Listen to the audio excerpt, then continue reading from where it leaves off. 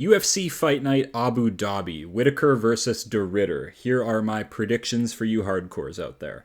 Reinier De Ridder by Dutch Plot Armor. Marcus McGhee, because I want to see the Lucas Tracy GOAT list come crumbling down. SHARA Magomedov, because BARRIAULT is French-Canadian. ALMABAYEV, because he won't be getting eye gouged to bits this fight. KRYLOV wasted his prime, so we're going to go with Bogdan GUSKOV. Saeed Nurmagomedov, because I will never pick Bryce Mitchell after what Emmett did to him. All hail the king of kung fu, Muslim SALIKOV. We're going Damone Blackshear because while Davy Grant is crafty, he's been too inactive with his career. I just can't trust it. Blackshear will get this done. Amanda Hebos, because she's hotter, deal with it. Billy ELEKANA, by not being just an orc like Ibo Aslan. Stephen Wen fights go hard as fuck, so I'm picking him, and we're going to go Martin Buday because his only loss is to the blob god Gaziev. Pretty interesting fight night. I don't really care about these prelims all that much, but this main card goes hard.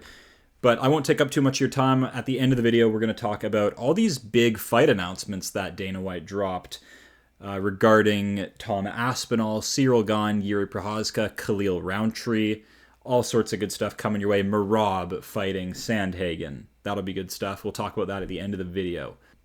We'll hop right into this main event. Highly anticipated. Robert Whittaker going against De Ridder, RDR, the Flying Dutchman. I don't know. In my videos that I've made about both of these two, I kind of alluded to the fact that Whittaker is a technically better fighter, because I think he is. If you bring in striking and all these things, I like his output, his footwork, and yeah, the big thing with Whittaker is his hand speed, which Reinier De Ridder doesn't really have, but he has a lot of other interesting attributes, like how persistent he is for takedowns. This was against, Kevin Holland, Bo Nickel, Mearshart. I understand Whittaker is a big step up, but we're going to go Reinier De Ridder. He has plot armor. He's written into the script. He really is. And if you're banking on a Whittaker KO, that's interesting. Whittaker hasn't really KO'd a large opponent before. I believe him and Aliskerov are about the same height, and yeah, it's kind of a mirror matchup in terms of builds here. We've never seen Robert Whittaker just deliver a KO to a much larger man. It hasn't happened. His last KO, apart from the Aliskerov KO, was Jacare back in 2017. So if you're confident in a Whittaker KO, I will not join you in that ship. I think De Ridder's going to blob all over him, make it ugly and dirty. That's where he excels. He's very, very physical.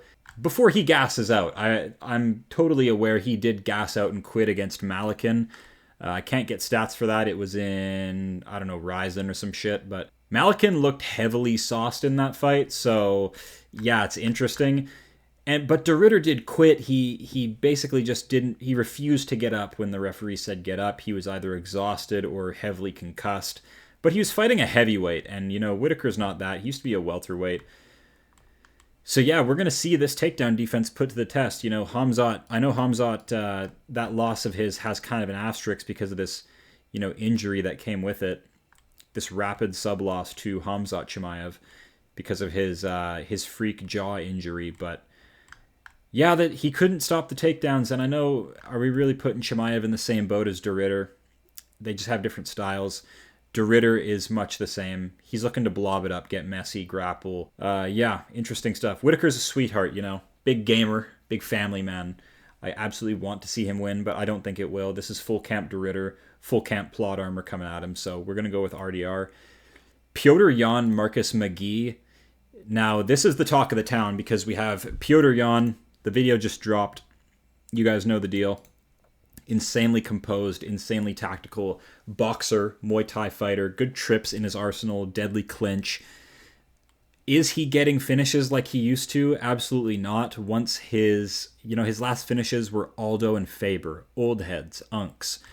So it's interesting if you're saying Petr Yan's just going to come out and starch Marcus McGhee. We kind of need to see some proof. Didn't really inflict a whole lot of damage on Figueiredo Yadong. Merab, he inflicted no damage on. O'Malley, he did gas out O'Malley, but didn't inflict much damage on, and got out-goofied and out-wrestled by Sterling. It is what it is. Sandhagen wins big, though. Good shit. Sandhagen fighting for a title very soon against Merab, so this is his best win to date, probably still. As for Marcus McGhee, did not make a video on him, but we'll talk about him here. The Maniac, super physical guy. Marcus McGhee is jacked. He is a gigantic 135er. He has good combinations. He's not afraid to throw down. I do like his multi-punch combos against Jonathan Martinez. Pretty decent volume, in all honesty. He attempted 223 significant strikes.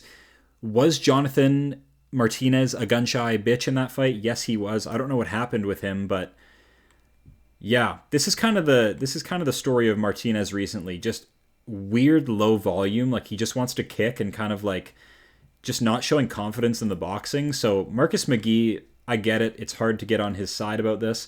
Does not have any impressive looking wins other than the great JP buys. Oh, and Topuria, Gaston Bolanos, the hidden Topuria. Topuria's less successful twin. But yeah, 3 finishes, and then the decision over Martinez where he puts up good volume. It's really good stuff. He's 35, interesting. Could have a late prime, but I'm kind of coping with that. But this mainly just comes down to I cannot believe the placing on Lucas Tracy's GOAT list. How funny would it be? Marcus McGhee rises up, takes puts a loss on Jan's record, and just completely takes his spot in the crowded bantamweight division. McGee's bigger, more of a finisher than Jan, longer reach, and he's 35. Jan is, I believe, 32. So yeah, as for the stats, the striking and the grappling, not as much as there's a big sample size with Jan. Jan has 14 pro bouts. McGhee has 4 pro bouts in the UFC, so we have a sample size problem here. Striking accuracy is with Jan. He also gets hit a lot more. He likes to just tuck up and go into that shell. That's going to allow McGhee to really just let loose with combos. Whether they sneak through and do damage, we don't know. We got to figure that out. But we're going Marcus McGhee. Is it a troll pick? Maybe. Jan just came off a win over former champion Davison Figueiredo, where he put up good volume. Doesn't have crazy power for the division, just super dangerous and technical. It's not like he has punch power that's that crazy. And McGhee is the one on the come up. You know, McGee's trying to earn his spot, prove his spot. Jan has to defend. If you're Jan, why do you take this fight? You can just wait for Sandhagen to beat or lose to Merab, and then just call for your rematch. But Jan, you know, the career management's interesting. Why are you taking number 14 in the division? A guy who's hungry, who's jacked. So we're going to go Marcus McGhee. I want to be on the right side of the upset when it lands. But yeah, Piotr Jan, I already made my video. It is what it is. Good shit. But we'll go Marcus McGhee. I'm feeling different.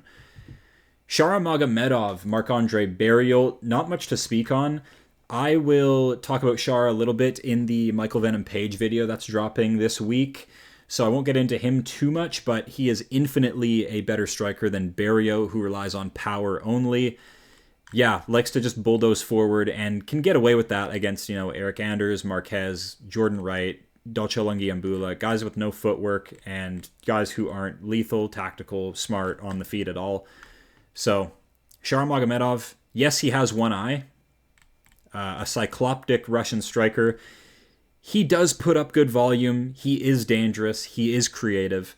Lots of good stuff to talk about SHARA Magomedov. You can even argue that the lack of an eye is like an advantage. Like, he's made it to this level with that freak of a disability. You know, Michael Bisping became cycloptic mid-career. SHARA Bullet's coming into the UFC from the jump, getting through the debut and climbing the ranks with his one eye. Super impressive. And I rate his wins more than... I know Barriault's been here a bit longer, but SHARA has better wins. Mikhail Oleksiejczuk, good win. Armin Petrosian, underrated win. Petrosian's a super composed striker. Minds his P's and Q's. Has far better fight IQ than Barriault, who's been just detonated on a few occasions. Joe Pyfer detonated him, and as well, Anthony Hernandez spiked him on his head and then subbed him out cold. Chidi Njokuani, lights out KO. And yeah, there's another world close to ours where Barriault's not even in the UFC. 0-3 to start his UFC career and then a no contest. He could have been cut right here. The rest of the career is kind of fraudulent and sort of made up. Yes, he did dirty things to Bruno Silva, but whatever. I'm not rating it too much. I like SHARA Bullet, so we'll go with him. 15-1 against 17-9. Yes, Barriault's Canadian. I should rep him, but he's French-Canadian, so SHARA Bullet all the way. We'll go with him. Asu ALMABAYEV, Jose Ochoa. Ochoa beat the piss out of Cody Durden. Love to see that. And had a close competitive fight with Loner Kavanaugh, who's highly touted, undefeated flyweight prospect. Looking good so far. He fights Charles Johnson very soon. He is very short and tiny, but lethal flyweight striker. I rate this loss for Ochoa big time. Only problem is Asu ALMABAYEV will not be striking all that much with him. Takedown average of 4.13, 21-3 record from a flyweight Kazakh. Short reach, not a striker. Yeah, as you can see, not a big volume guy. Just likes control, prefers takedowns, will go for submissions. Yeah, Jose Ochoa. It's his first time fighting a grappler in the UFC, a proper one. I don't really rate Cody Durden's ground skills. Yeah, not big on Cody Durden at all. This will be Ochoa's first test against a really good wrestler. I'm not going to pick him. I'd love to see him win, but I don't think he's going to win. ALMABAYEV should win. He was getting eye gouged by Manel Cap last time out. I forgive this loss. It is what it is. Super tentative, timid after getting eye gouged a bunch, so I can't really put too much stock in it. Is what it is. We'll go with Asu right there.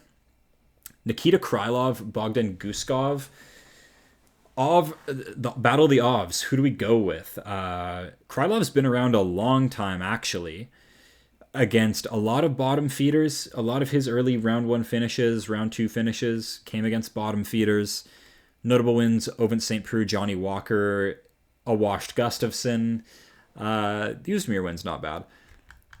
Yeah, Nikita KRYLOV, but the last KO over Reyes is kind of suspect. Bogdan GUSKOV fights with the hands down. Super dangerous boxer. Anthony Smith lookalike. Actually knows how to fight, though. Tough fight. I'll go with GUSKOV just because he's a power puncher primarily, and KRYLOV got slept his last fight. Bryce Mitchell, Said Nurmagomedov.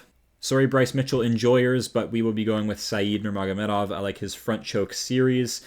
And just kind of his losses. I rate his losses. Vinicius Oliveira, close fight where he played it technical. And Vinicius Oliveira really intent on the grappling. Shot quite a few takedowns. And Said tried to do the same, but just not as physical. Kind of got, big-bodied by Lockdog, is what it is. We just saw him beat Kyler Phillips, so a loss I rate. Subs Muin Gafarov, who just beat Rini Nakamura. And robbery loss to Jonathan Martinez. Disgusting robbery loss. And against another pressure wrestler, Said Yukub Kakramanov, similar style to Bryce Mitchell, pressure forward, better striker than Bryce Mitchell, was starting to wear on Said a little bit, but then he pulls out a dirty front choke. I like his answers for wrestlers. And I just prefer his career. I like his wins over Bryce Mitchell. If we look at the career of Bryce Mitchell, builds his brand off the Ultimate Fighter, which is just weak sauce, regional, low-level bum shit. Bobby Moffitt, another regional bum. Matt Sales, long and gone. Charles Rosa, long and gone. Feely should be long and gone. Perfect style matchup to Edson Barboza, in all honesty. Edson Barboza just overcome with fear whenever he fights a wrestler. And then Ilya Topuria comes in, lays the blueprint on how to properly deal with Bryce Mitchell. Pressure forward, stuff the shots, bomb away on the feet. He has no ability to box, really. Bryce Mitchell just kind of like a little pitter-patter guy, lots of little kicks. Dan Ige fumbles it, rips apart Mitchell's face with damage, but, makes it robberyable by getting controlled for way too long. 7.5 minutes, gets peppered up. Josh Emmett recreates the Ilya Topuria game plan, bombs away, comatoses Bryce Mitchell. After seeing that and the convulsions, we'll never pick Bryce Mitchell again. Come at me. Bryce Mitchell, Kron Gracie. 10 minutes into the fight, he's landed 6 significant strikes. Do not rate it at all. Kron Gracie just comes into... I think Kron Gracie is in the UFC, and the only reason he fights is just to disgrace BJJ and its effectiveness in the cage. That's kind of his purpose.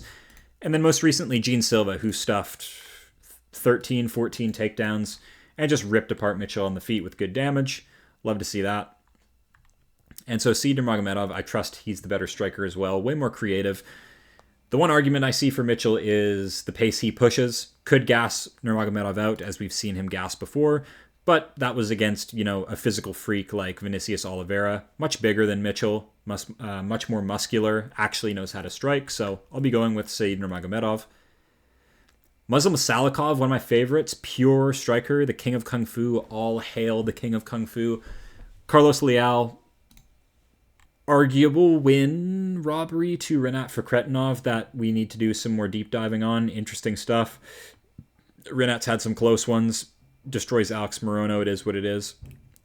But Muslim Salikov, so creative. I love the recent performances, even at his age. He is getting up there, so the cardio is an issue. But I don't think he is a fish in this striking matchup. He should actually dominate Leal in this striking. He's way more creative, way more composed. Has so many more weapons. It's unbelievable. So many more weapons. All Leal does is slug away. Spinning wheel kick, Song Kanan. And plays it safe against Pons and Ibio. Should have gotten the KO here. Not a great performance, but should have gotten it done. Randy Brown's a fresh contender. Drops the L there. Gets sniped out. That will not be happening here with Leal. He is much shorter and much stubbier than Randy Brown, who has a 78-inch reach at welterweight. KO's Fialho. And beats a couple good vets. Zaleski dos Santos win. Francisco Trinaldo win. It's just kind of the urgency from Salikov. His fights are very slow-paced and gentle, but he's looking for that KO, so I rate it. Carlos Leal, super fresh, super green in the UFC. Rinat did shoot on him quite a bit and was unsuccessful. He is a very tough, formidable guy. This is a great look when it comes to the takedown defense, just completely shutting down Rinat. Interesting stuff there. Muslim Salikov won't be shooting. He'll be trying to pick him apart, snipe him out on the feet. We'll go with Salikov, even though he's quite old. I don't have a career or stats to go off for Leal, so Salikov all the way. Davy Grant, Damone Blackshear. Dangerous Davy Grant gets a lot of respect. I think, honestly, too much respect for being, a savvy vet, absolute savvy vet. But what people don't talk about is just his weird-ass inactive career. I hate this. What is this start? A 1-3 start to his career, not taking it serious, going from Ultimate Fighter in 2012, 2013, and just fighting once every 2 years. Takes 2 fights, 2 great Fight of the Nights in 2021, and gets performance bonuses, gives Marlon Vera a hell of a fight in the early rounds, and arguably beats Adrian Yanez, but still losses. Louis Smolka, bottom feeder, obviously beats him, but takes him to the 3rd round. Rafael Asuncao, fellow Unk, good win. Honestly, good win. He was pulling out all these creative moves. Asuncao kind of had nothing at this stage. He is done. If you look at the career, he's been done since 2018. So yeah, interesting stuff. You can call Grant crafty, but he's old. His career is kind of just, he's here for paychecks. No title in mind, doesn't really care to, reach the top of the sport. Most recent win over Ramon Tavares, who is super, super just boxing oriented. No MMA game, just all boxing. And kind of low MMA IQ. Lots of good boxing skill, but just completely was gun shy here. Scared of Davy Grant's power. Training partner of Austin Lane. That tells you everything you need to know. Yeah, here we are on the strikes. 12 in the first round, 25, 32. Meanwhile, Davy Grant is just lighting him up with everything. Lots of body work. Look at this. Ramon Tavares, 1 leg kick in the entire fight. Davy Grant, 55. So Davy Grant is busy, but against an inactive fighter. And do I think Damone Blackshear is just going to stand there and try to box? No, he'll mix it up. He'll push his youth on Grant. Damone Blackshear, after getting, detonated by Montel Jackson not so long ago, Cody Stamen, Cody Gibson, Alatang Haley, loved the activity, getting back on track. Runega Kimura, he has a twister as well, so ground threat is there for Blackshear. And against Alatang Haley, leveled him up, doubled him in strikes. We rate the Mongolian Knight for his striking ability here. Yeah, it just feels like a step back. It feels like a step back for Blackshear. Grant has some good things about him, but I just think Blackshear has more. Busier. They'll both be busy, but I think if it starts to get competitive in the volume, Blackshear will be the guy to shoot takedowns and recognize that, hey, let's try for a sub, because, yeah, Grant's last few opponents just haven't done that. Marcos pure striker, Tavares pure striker, old-ass Unk, Rafael Asuncao, Luis Smolka gone and cut. Good win over Martinez, though. I will give him that. So we'll see. We'll see if Grant can land a big KO bomb on Blackshear, but I don't really see it. I think Blackshear's probably learned his lesson from the horrific 10-second Montel Jackson KO. So is what it is. I'll go with Blackshear. Amanda Hebos, Tabitha Ricci. If you care about this one, Hebos will be bigger, longer, better striker. but older. Tabitha Ricci, bit more spring. Great ground skills. She absolutely can get subs, but what have you done for me recently? UD, split decision. But she is fighting good names somewhat. Yan Jiaonan, but like you got shown your level. Look at the difference in these strikes. 15 to 78. So she is out of her depth on the feet 100%. Hopefully that gets ironed out. But yeah, 30-27 across the board last time out. Really got shown her level. Do we think Hibas is somewhere close to Yan Jiaonan's skill level, or is Hibas regressing to kind of a mid-level or even bottom feeder? Hibas, I think Hibas is capable of keeping the feet and avoiding any kind of ground engagement. She really needs this win, so I hope she ramps up the volume, really plays on her advantage here, which will be the stand-up. And yeah, she did have a great, striking battle with Pinheiro. Yeah, we'll have to go Ribas just because I think she's a bit more capable on the feet.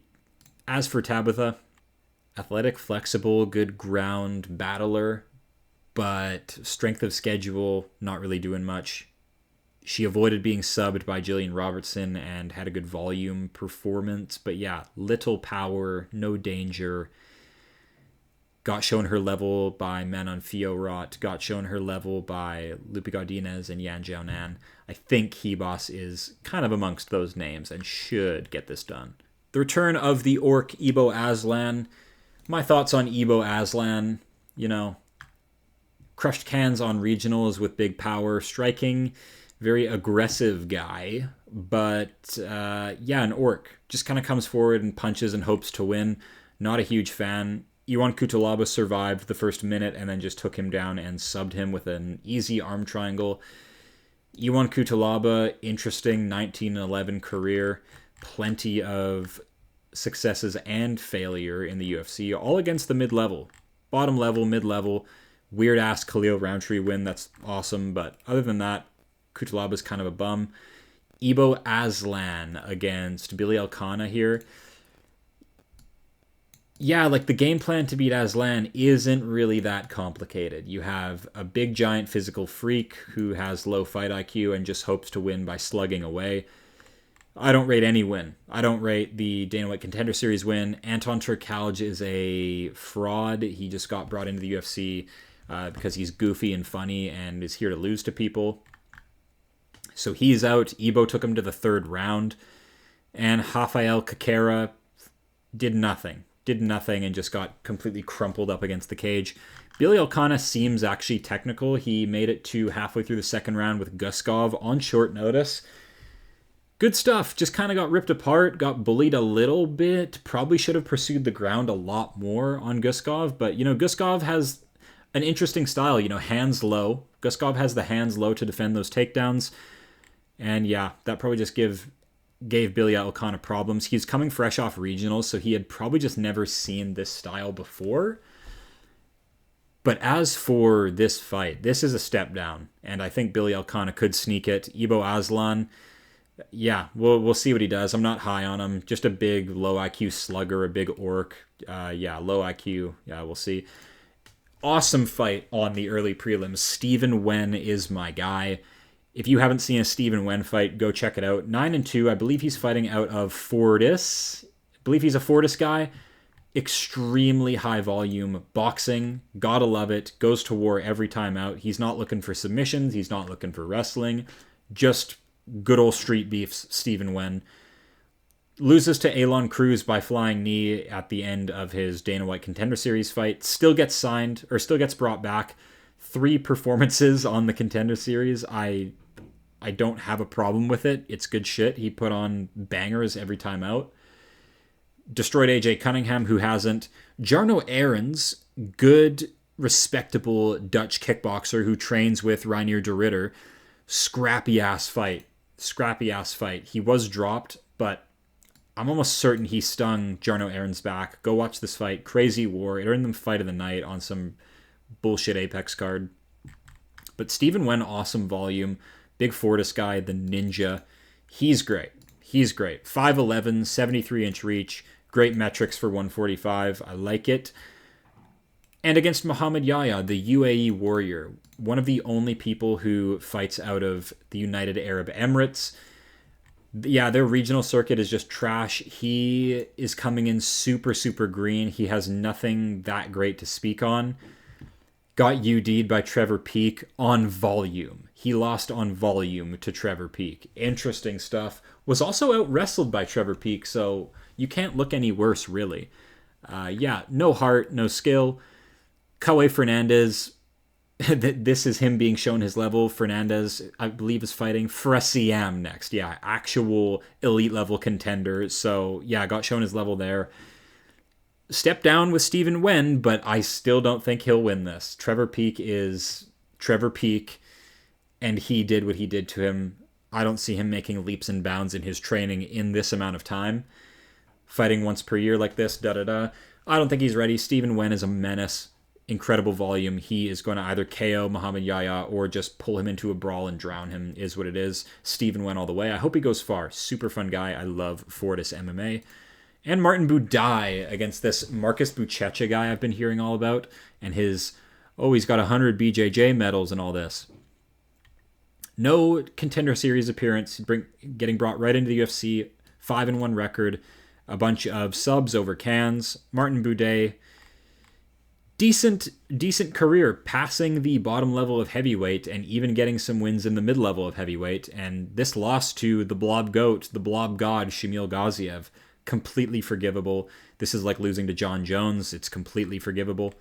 So Martin Buday could get this done because, see, these jiu-jitsu guys, yes, they're lethal. Yes, once they get control, it's 100% over. You can't out-scramble them. They're super physical, blah, blah, blah.